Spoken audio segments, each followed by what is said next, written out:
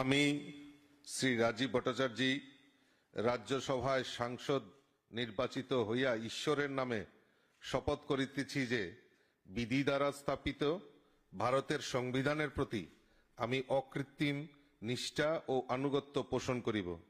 আমি ভারতের সার্বভৌমত্ব ও অখণ্ডতাকে রক্ষা করিব এবং যে কর্তব্যভার আমি গ্রহণ করিতে উদ্যত হইয়াছি তাহা নিষ্ঠাপূর্বক নির্বাহ করিব।